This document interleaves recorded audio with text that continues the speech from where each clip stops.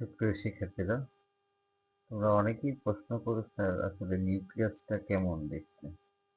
এখানে আবার দেখো যে একটা এরকম একটা নিউক্লিয়াস যদি আমরা দেখি, এই যে ভিতরে এই জিনিসটা হচ্ছে নিউক্লিওলাস।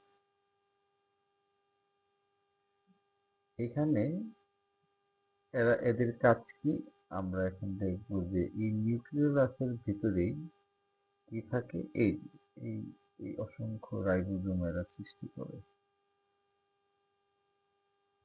এই পার্টগুলোতে দেখতে পাচ্ছ যে এগুলো এগুলো হচ্ছে নিউক্লিওপ্লাজম, আর এগুলো হলো ক্রোমোজোম।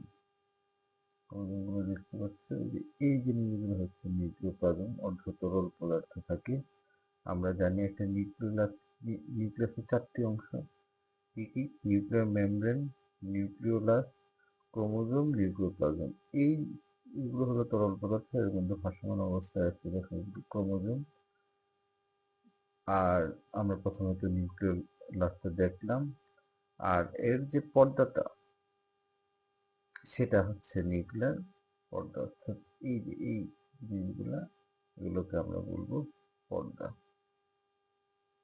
এই হচ্ছে টোটাল একটা নিউক্লিয়াসের ভিতরে আমরা এইভাবে একটা নিউক্লিয়াসকে দেখতে পাই। আমরা যে অংশগুলোর কথা বলছিলাম, আর এই নিউক্লিয়ার রন্ধ্র থাকে, নিউক্লিয়ার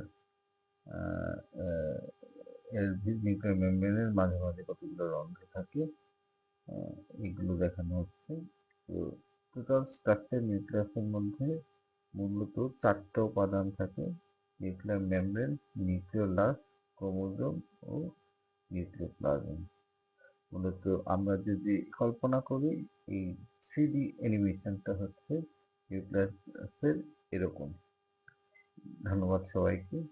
পরবর্তীতে আরো একটি বিষয় নিয়ে ভিডিও নিয়ে আমরা আসবো।